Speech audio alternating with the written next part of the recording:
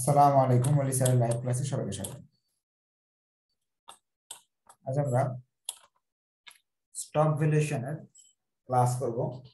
Stock valuation চ্যাপ্টারটা শুধু আপনার একটা বই নেই, 5টার মতো বই আছে। ফার্স্ট ইয়ার এবং সেকেন্ড ইয়ারের ফিনান্স বইতে আছে চ্যাপ্টার 7 আর চ্যাপ্টার 5.2। অ্যাকাউন্টিং এর জন্য হলো 5.2 আর ফিনান্সের জন্য চ্যাপ্টার 7।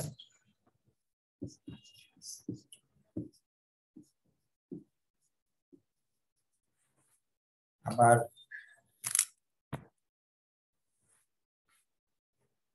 ইনভেস্টমেন্ট ম্যানেজমেন্ট বইতে আছে 4.2। আবার পোর্টফোলিও বইতে আছে 7.2। অ্যাকাউন্টিং থিওরি বইতে নামটা একটু চেঞ্জ, ফেয়ার ভ্যালু ম্যানেজমেন্ট নামে আছে। অনেকগুলো বইতে আছে, সবাই ক্লাসগুলো করতে পারবেন। ফার্স্ট ইয়ার থেকে ফাইনাল ইয়ারে সবাই করতে পারবেন। ক্লাসে চলে যাচ্ছি।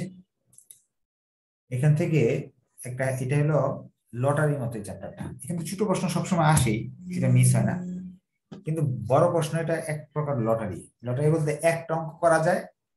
বড় প্রশ্ন একটা অঙ্ক আছে, একটা অঙ্ক করে যাবেন, যদি আইসা যায় সহজ একটা অঙ্ক 10-এ 10 পাওয়া যাবে। আর না আসলেও কোনো লস নেই। আসসালামু আলাইকুম। হ্যালো। না আসলেও কোনো ক্ষতি নেই, কারণ একটা মাত্র অঙ্ক শিখছেন। এই জন্য এই চ্যাপ্টার থেকে করে যাবেন একটা অঙ্ক। বড় প্রশ্ন আমি দেখাই দিব, আর ছোট প্রশ্নগুলো করাই দিতেছি, কারণ ছোট প্রশ্ন আসে সবসময়, এই জন্য করাই দিতেছি। প্রবলেম 1।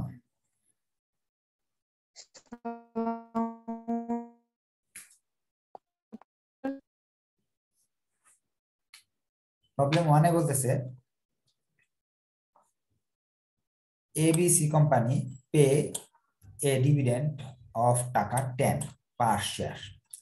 আমরা যারা জুমে এটা আছে নাম্বার চ্যাপ্টার 7.2, অ্যাকাউন্টিং দের জন্য 7.2, অ্যাকাউন্টিং ফাইনাল ইয়ারের জন্য।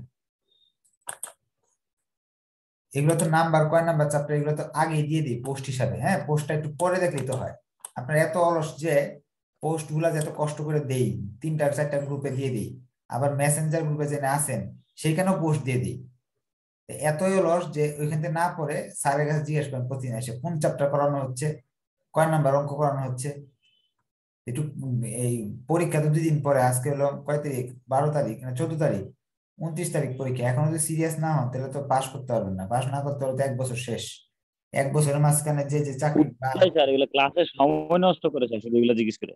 হ্যাঁ, ক্লাসে আপনার দেখা যাচ্ছে যে এইবার যদি আপনি ফেল করে ফেলেন, সিরিয়াস হচ্ছেন না, সামনের বছর আপনার একটা বছর নষ্ট। 1 বছরের ভিতরে যে চাকরির অফার গুলো আসতো, হয়তো বা আপনার ভাগ্যে ওই চাকরিটা হয়ে যেত, ভাগ্যের জোরে। ওইটা তো আর সারা জীবন আপনি অফারটা পাবেন না। এই জন্য একটু সিরিয়াস হন কাইন্ডলি। বলতেছে এবিসি কোম্পানি, আপনার ভালোর জন্যই বলছি, আপনি আবার মাইন্ড করেন না যারাই বলছে। হ্যাঁ, আপনাদের ভালোর জন্যই বলতেছি। স্যাররা যে কখনো অনেক সময় বকাবাজি করে, আপনাদের ভালোর জন্য। আমার কি, আমার সময় নষ্ট হলে আমার তো আউটার লাভ, ক্লাস বেশি লাগবে। ABC company page A dividend of টাকা 10 পার শেয়ার। এবিসি কোম্পানি প্রতি শেয়ারে 10 টাকা লাভ দেয়। আমাদের একটু বেসিক সংক্ষেপে আলোচনা করে দিই। শেয়ার জিনিসটা কি। আপনার একটা কোম্পানি, দোকান ধরে নেন, একটা দোকান আছে, সেই দোকানে ধরেন 10 লাখ টাকা দরকার। এখন আমরা 10 জন মিলে, 10 লাখ টাকা আমার একা পক্ষে দেওয়া সম্ভব না, 10 জন মিলে দিলাম। আমরা 10 জনের 10টা শেয়ার, 10 জনের 10টা শেয়ার, মানে এক একজনে 1 লাখ টাকা করে দিছি। এখন 1 লাখ টাকা এক একটা শেয়ারের দাম। কেন 1 লাখ টাকা দিছি, বছর শেষ হইলে ওই দোকান থেকে একটা লাভ হবে, সেই লাভটা নিয়ে আমি কি করব, এটা হলো টোটাল মূলধন, আর এটা হলো শেয়ারের সংখ্যা, আর এটা হলো আমার একটা শেয়ারের দাম। এই শেয়ারের দামটাকে পিও বলা হয় আর কি। এই যে শেয়ারের দাম 1 লাখ টাকা দিছি, আমার স্বার্থটা কি, দোকান ব্যবসা করবে, ব্যবসা করে একটা লাভ করবে, সেই লাভের কিছু অংশ আমাকে দিবে। যেমন যদি লাভ হয়, ধরে নেন লাভ হয়েছে 2 লক্ষ টাকা, তখন কিন্তু ওই যে 10 জন মালিক আমরা ভাগ করে নিয়ে যাবো, এক একজন 20,000, এক একজনের ভাগে 20,000 টাকা পড়বে। আমরা কিন্তু সবটা নিব না, হয়তোবা এই 1 লাখ নিলাম 10 জনে মিলে, আর 1 লাখ টাকা ব্যবসায় রেখে দিলাম ব্যবসা বৃদ্ধির জন্য। হ্যাঁ, এটাও করি আমরা, যার ফলে প্রতি বছর ব্যবসার মূলধন বাড়বে। যেমন ধরেন এখান থেকে 1 লাখ খাইলাম আমরা, আর 1 লাখ রেখে দিলাম, তাহলে আমাদের মূলধন হয়ে গেল কত? 11 লাখ। পরের বছর আরো কিছু বেশি লাভ হলো, সেগুলো রেখে দিলাম। দিনে দিনে কিন্তু মুনাফার পরিমাণ বাড়তে থাকে। এবং কোম্পানিতে বলেছে ডিভিডেন্ড দেয়া হলো তার 10 টাকা, এখানে ডিভিডেন্ড দেয়া হলো 10 টাকা, এটাকে বলবে D0।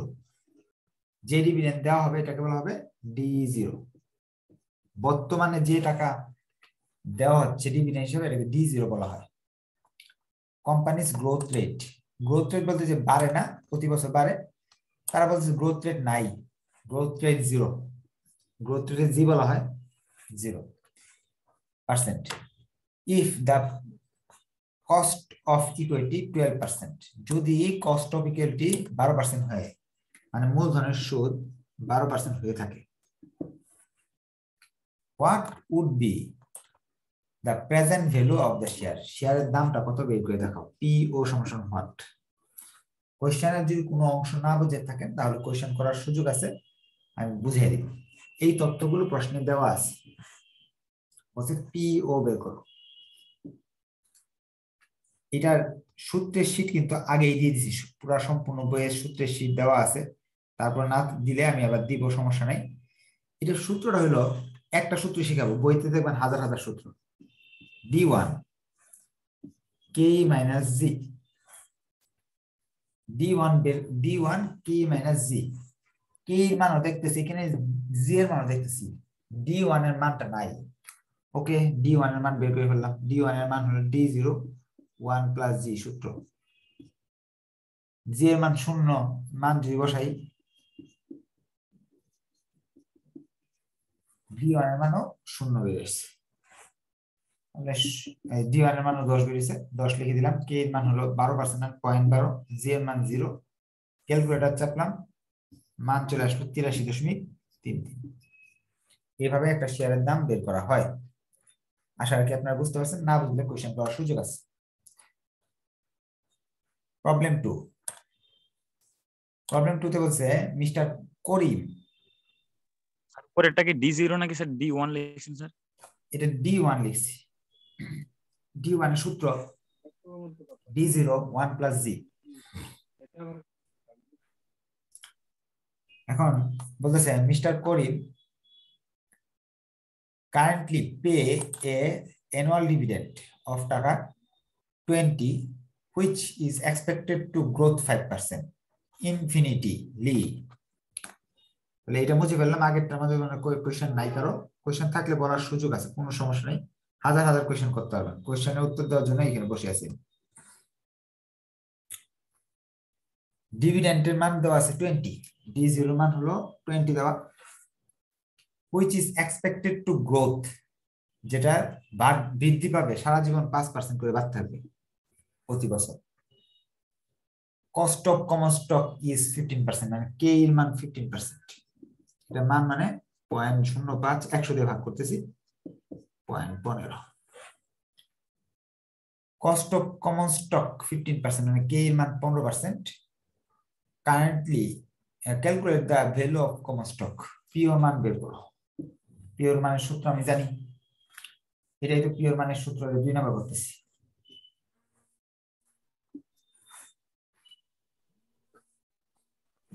value of common stock or value of the share same?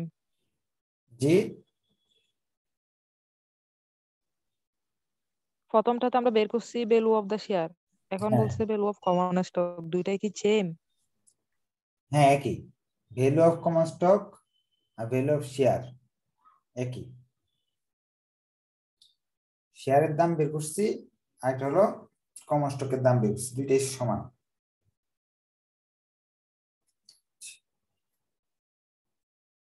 মোবাইলে দিছে, কে জানি কল দিছে, লাইভ ক্লাসটা গেছে কেটে, আবার লাইভ ক্লাস সেট করতে হবে। আপনাদের ওয়ার্কিং ক্যাপিটালের সাজেশন দেওয়া হয়েছে, আপনারা যারা অ্যাকাউন্টিং ডিপার্টমেন্টে আছেন তারা সাজেশনটা সংগ্রহ করে পড়া শুরু করে দেন। আর যারা ইনভেস্টমেন্ট ম্যানেজমেন্ট ফাইনাল ইয়ারে আছেন তাদের সবগুলো সূত্র শীট দিয়ে দিছি আজকে। সেই সূত্রের শীটটা সংগ্রহ করে আপনার যে কোনো অঙ্ক করতে পারবেন, ভিডিও দেখে দেখে অঙ্কগুলা করার সুযোগ আছে। যারা প্রাইভেট গ্রুপে আছেন সম্পূর্ণ বইয়ের ভিডিও কিন্তু প্রাইভেট গ্রুপে দেওয়া আছে, ম্যানেজমেন্ট ডিপার্টমেন্ট যেটা আর কি, অ্যাকাউন্টিং এটাও আছে, একটু খুঁজতে হয় আর কি, বসে বসে ওগুলো দেখে নিন। আচ্ছা, এখন শেয়ার বা কমন স্টক এটার দাম বের করতে পারলে আমাকে এই সূত্রটাই ব্যবহার করতে হবে। আমরা ব্যবহার করলাম এই সূত্রটা।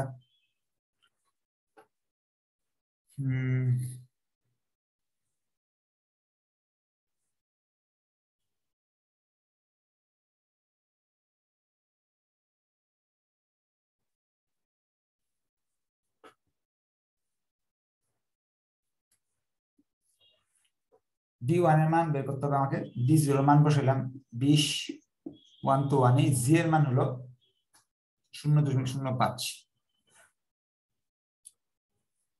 সমান সমান ক্যালকুলেটর চাপলাম, মান চলে আসতেছে হলো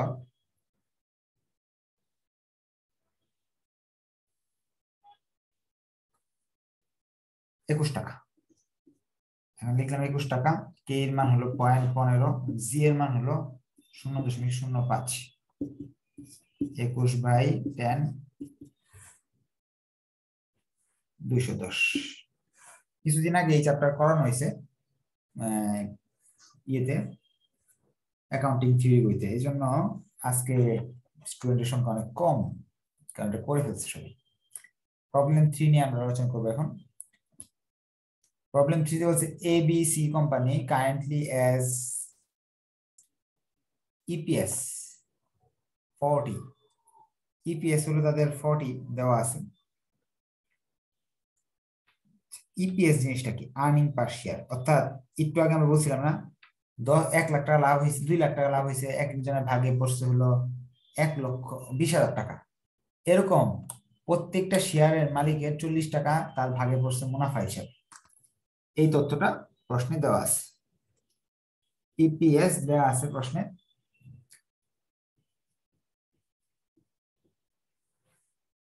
ইপিএস এর মান দেওয়া আছে 40 টাকা, টাকা 40।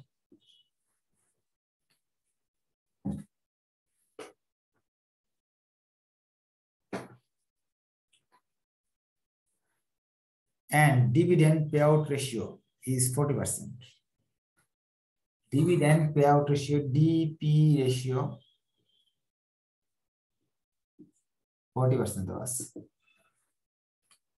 এই তথ্যগুলো দিয়ে তারা বলতেছে an investor require a 14% আর কি, একজন বিনিয়োগকারী তার মূলধনের সুদ 14%, মানে কে এর মান, এটা বুঝে নিতে হবে। এটা কি মূলধনের সুদ, ইনভেস্টমেন্ট রিকোয়ার্ড রেট হলো মূলধনের সুদ বা কে এর মান। 14% on this kind of investment, এরকম বিনিয়োগের ক্ষেত্রে সে অন্য জায়গায় বিনিয়োগ করে 14% পাচ্ছে। গ্রোথ রেট 8%, জি এর মান 8%। হোয়াট ইজ দ্য এটা ভ্যালু? আরেকটু বলেন, বুঝি আচ্ছা নাই। বলছি, সমস্যা নেই, বলতেছি আবার। বলতেছে একটা কোম্পানি প্রতিটা শেয়ারে মুনাফা করে 40 টাকা, ডিভিডেন্ড পে আউট রেশিও 40 টাকার মাঝে সবটা দেয় না, 40% মানুষকে দেয়, বাকিটা রেখে দেয় কোম্পানি। সেই একজন বিনিয়োগকারী তারা 14% মুনাফা চায়, বাইরে কোনো বিনিয়োগ করলে সে 14% মুনাফা পাবে। এই যে 14%টা, এটাকে কে বলা হবে? কারণ এখানে অনেকগুলো অপশন আছে, যেটা হলো বিনিয়োগের উপর সুদ, যেটাকে বলা হয় মূলধনের উপর সুদটাকে বলা হয় কে। গ্রোথ রেট তো সুন্দর করে দেওয়া আছে 8%, জি এর মান 8% দেওয়া আছে। প্রশ্ন বলতেছে ভ্যালু অফ শেয়ার, মানে পিও বের করো। পিও সূত্র তো এটা আমি জানি। এখন পিওর মান যদি বের করতে যাই, সেক্ষেত্রে কিন্তু আমাকে পিওর মান বের করার ক্ষেত্রে আমাকে অবশ্যই D1 এর মান আমার জানতে হবে। এখন D1 এর মান বের করাটা হয়েছে প্রথম কাজ। বা D1 বের করতে হলে D0 মান জানতে হবে। D0 মানটা বের করতে হলে আমাদের প্রশ্নে তো D0 মান দেওয়া নাই, আগের অঙ্কের দেওয়া, এটা দেওয়া আছে। আপনি ব্যবসা থেকে 40 টাকা লাভ করছেন, পরিচালকরা সিদ্ধান্ত নিয়েছে 40% আপনাকে মুনাফা দিবে, গ্রোথ রেট প্রতি বছর 8% বাড়ে, আপনার বিনিয়োগের উপর কি মুনাফা আসে, কেই অর্থাৎ মূলধনের সুদ 14%, এই তথ্যগুলো দেওয়া আছে। কিন্তু D1 বা D0 নাই, যার ফলে আমাদের এই অঙ্কটা করতে পারতেছি না। এখন এই 40 টাকা কি? 40 টাকা হলো ব্যবসায় মুনাফা। 40 টাকা যেটা মুনাফা আসছে, হ্যাঁ হ্যাঁ ওই 40 টাকা 40% কি শেয়ার হোল্ডারদেরকে দেওয়া হবে যে? হ্যাঁ হ্যাঁ হ্যাঁ। এখন তারা বলতেছে 40 টাকা যে মুনাফা আসছে পুরাটা খাওয়া যাবে না, কিছুটা রেখে দিতে হবে ব্যবসার জন্য, আর বাকিটা দিতে হবে। কত পার্সেন্ট দেওয়া যাবে? পরিচালকরা বলতেছে 40% দেওয়া যাবে।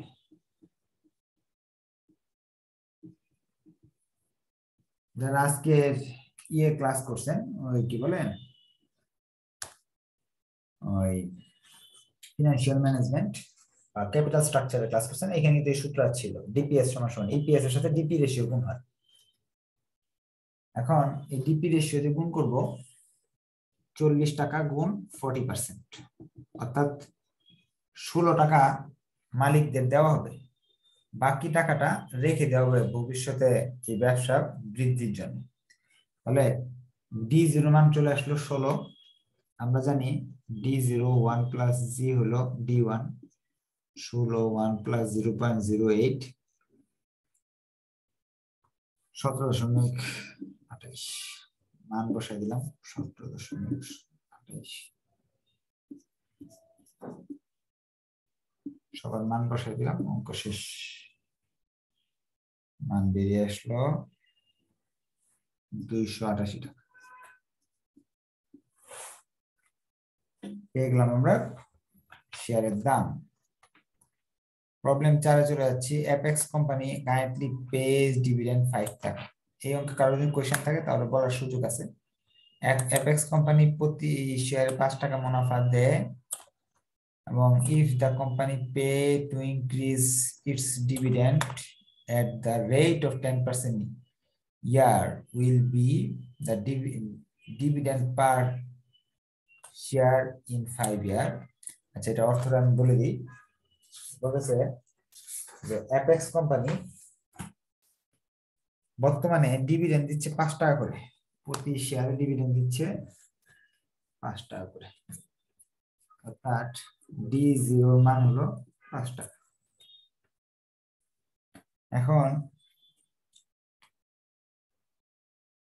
ইফ, প্রথমে বলতেছে ইফ যদি the company plan to increase the dividend at the rate of 10%, কি 10% যদি বাড়ায় দেয়, বাড়ানোকে কি বলা হয়? Growth rate. তো বুঝাই দিয়েছিলাম প্রতি বছর বাড়ে। Increase its dividend at the rate of 10%, তার মানে জি এর মান 10%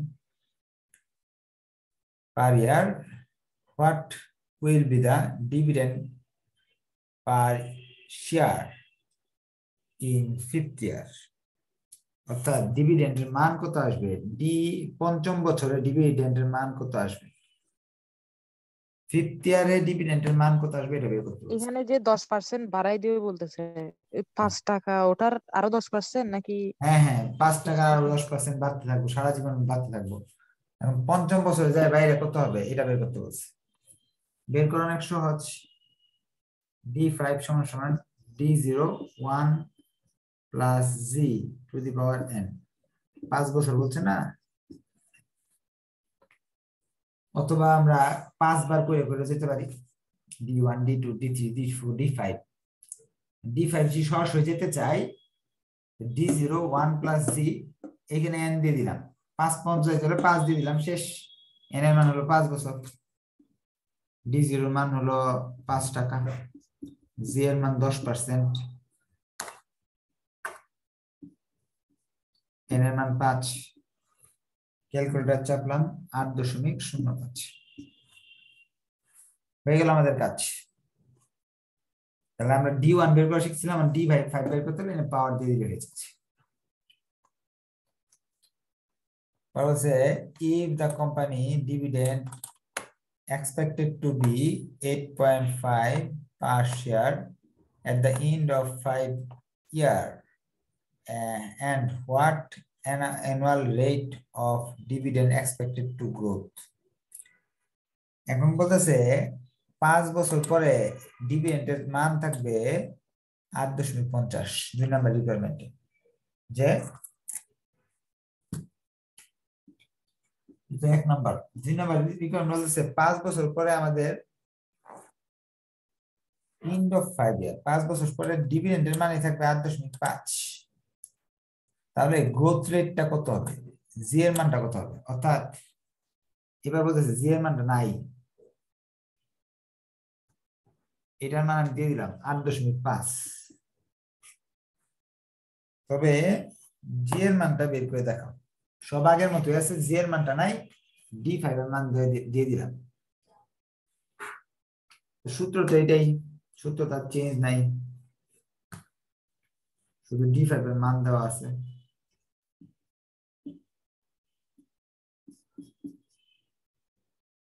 জি এর মান হলো দেওয়া নাই, এটাকে আমি এই পাশে আনলে ভাগ হয়ে যাবে।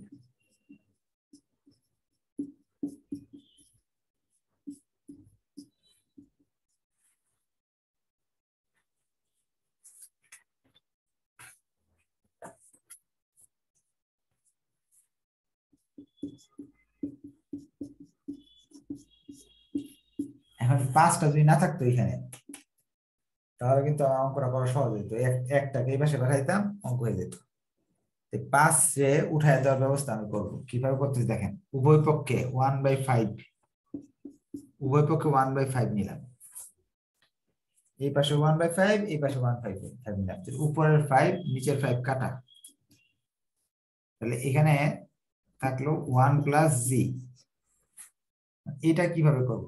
এটা সাইন্টিফিক ক্যালকুলেটর নিব, 1 রে 5 দিয়ে ভাগ করলে মান আসে 0.2। সাইন্টিফিক ক্যালকুলেটর লাগবে 1.7 দিব, একটা এরকম চিহ্ন আছে, এটা দিব, 0.2 দিব, সমান সমান দিব, মান চলে আসবে 1.1। এই একটাকে এই পাশে পাঠালে মাইনাস হয়ে যাবে।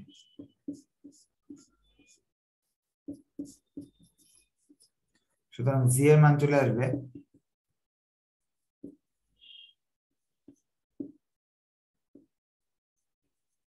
এরকম মান আসতেছে। অথবা আমরা তো জি হলো গ্রোথ রেট, রেট মানে পার্সেন্ট, এর 100 গুণ করলাম পার্সেন্ট। আমরা 1 থেকে 4 পর্যন্ত করে ফেললাম। সামনের ক্লাসে এখান থেকে বাকি অঙ্কগুলো করে চ্যাপ্টার শেষ করে দিবেন ইনশাআল্লাহ। আর যদি কোনো কোশ্চেন, স্যার একটু কথা ছিল। হ্যাঁ বলেন। স্যার কস্ট অফ ইকুইটি আর ক্যাপিটালাইজেশন এই দুইটার মধ্যে কি কিছু মানে রিলেট, এই দুইটা কিছু? ক্যাপিটালাইজেশন রেট মূলধনের সুদ, কস্ট অফ ইকুইটি এটা মূলধনের সুদ। ক্যাপিটালাইজেশন রেট আসলেও কেই ধরবো আর কস্ট অফ ইকুইটি আসলেও কেই ধরবো। হ্যাঁ হ্যাঁ, দুইটাই কি? তো আচ্ছা স্যার, আর ক্লাসটা কি আপলোড করে দিবেন? এই 4 নাম্বার অঙ্কটা একটু স্যার পরে দেখে নেওয়া লাগতো। আচ্ছা, এই ক্লাসটাই আমি আপলোড করে দিব, সমস্যা নেই। হ্যাঁ স্যার, কারণ এই লাস্ট 4 নাম্বার অঙ্কটা একটু জটিল মনে হলো। জুম ক্লাসটাই আপলোড করে দিচ্ছি, সমস্যা নেই। হ্যাঁ হ্যাঁ ঠিক আছে স্যার।